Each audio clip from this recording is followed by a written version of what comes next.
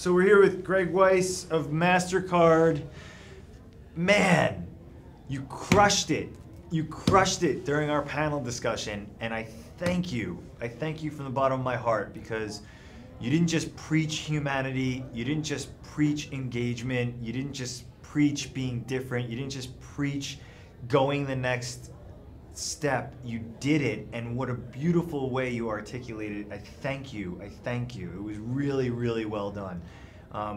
So that being said, talk to me about the message that you wanted to convey by doing what you did. I don't want to say stunt, because stunt cheapens it. It was a demonstration, perhaps. Maybe you could talk about the demonstration and explain it. Go. Sure. So Priceless Surprises is definitely a space that we're putting a lot of energy into, right? And everyone knows, you know, Priceless and MasterCard, and we have tremendous equity in that, and that continues to propel the way that we engage with customers, cardholders, and even prospects. And Surprises is such a nice layer onto Priceless. If you think about priceless moments in your life, it's like many of them are tied to a surprise. Like your kid brings home a report card with great grades. You find out you're having a baby. You propose. I mean, life is full of surprises, and they're often priceless moments. So we've been leveraging that insight in that much of the things that people are sharing via social are both priceless and are moments in life that are surprises. We've been leveraging that to find ways to engage authentically tied to our brand, right? And we've been surprising cardholders since January with everything from music downloads to concert tickets to seat upgrades at Yankee Stadium to headphones if they love music, to everything. And I wanted to show the room what the value of a surprise and why surprising people in social one-to-one actually is one-to-many. So compelling. Yeah. So by me saying like, hey, who wants to share something they're passionate about? And someone shouted out, oh, I love the Mets. And I asked them if they have a MasterCard, and they said no. I said, sorry.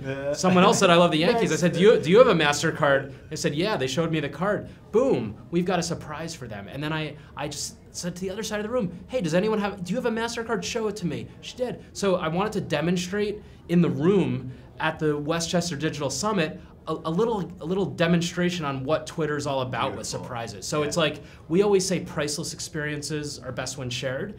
And in social, when we can one-to-one reach out to someone with something exceptional, and there's an audience, 298 other people in the room to see that surprise, that creates what we call card envy. So people that have a MasterCard are saying, I wonder if I'll be next. People that have another card are like, maybe I should have a MasterCard. So, you know, I loved it at the end. That was the beauty, right? That was the beauty. That final moment, the guy says, do you have an application? I want to apply for a MasterCard. It's like, it was great. Out of the park. Yeah, exactly. So this is, you know, for me, I think it's so important that we find those moments to engage with, those real moments. And while the temptation's there for brands always to, you know, take a marketing message and throw it up on Facebook or throw it up on Twitter or wherever and blast out a message, but it's really those one-on-one interactions truly being social, right? Like we talk about social media, and many of the things that we talk about when we use the word social media actually are direct marketing or direct response these days. And there's a place for that, and that's obviously effective for brands. But if we want to leverage social, like I said on the panel, like who's our best marketers? It's not me. It's not people working with me. It's our customers.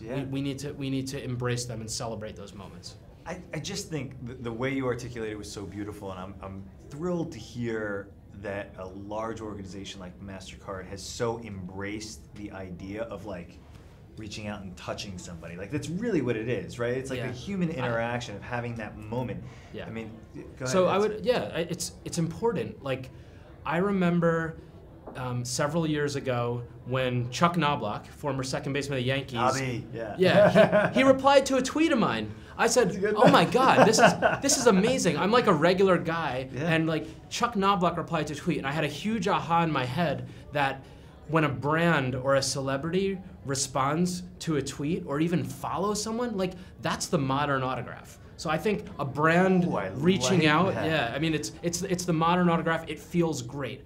when a brand ignores a customer, That's the it worst. feels terrible. Yeah. Like you have car companies, I'm not even gonna name them, that are ignoring tweets from people saying they love to drive the car.